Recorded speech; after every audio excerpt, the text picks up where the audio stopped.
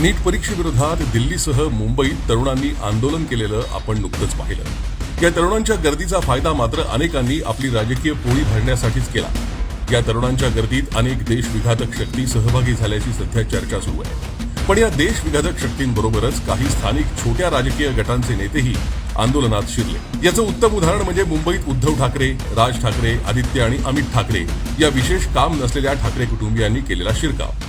शिवाजी पार्कवर उत्स्फूर्तपणे जमलेल्या तरुणांच्या गर्दीला खरं तर कोणताही नेता नव्हता, मात्र यांनी स्वतःहून या तरुणांच्या व्यासपीठावर जाऊन त्यांचं नेतृत्व करत असल्याचं चित्र उभं केलं।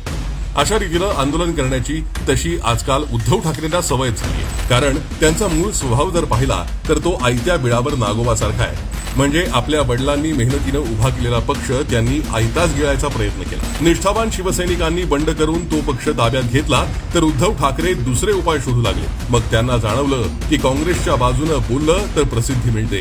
मग ते आयते काँग्रेसच्या व्यासपीठावरील आंदोलनांना उपस्थित राहू लागले। कधी राहुल गांधींबरोबर तर कधी सोनिया गांधींसोबत जाऊन त्यांनी आपला स्वार्थ साधला। त्यानंतर आता त्यांना या विद्यार्थ्यांचं आंदोलन दिसलं। झालं, आयत्या बिळात घुसायला नागोबा सज्ज झाले। मात्र यावेळी त्यांनी एक गडबड केली। हजारो विद्यार्थ्यांपुढे ते नेते म्हणून उभे राहिले, पण ते हे विसरले की हे आंदोलन नीट परीक्षेत झालेल्या पेपर फुटी प्रकरणावर आहे। या पेपर फुटी विषयाचा तसा उद्धव ठाकरेंशी फार जवळचा संबंध बरं का। त्याचं झालंय असं की आपल्या मित्र पक्षाला फसवून जेव्हा उद्धवजीराव मुख्यमंत्री झाले तेव्हा त्यांच्या कार्यकाळात टीईटी परीक्षेचा पेपर फुटला होता।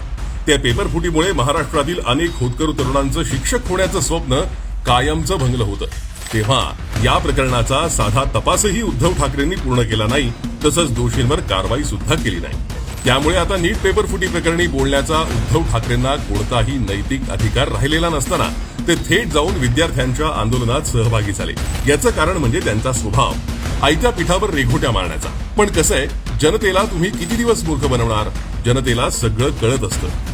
म्हणूनच तर आता मतपेटीत जनता या ठाकरे बंधूंना मतही टाकत नाही आणि अशीच आंदोलनं हे करू लागले तर मग पुढे कुणी गर्दी करायलाही येणार नाही।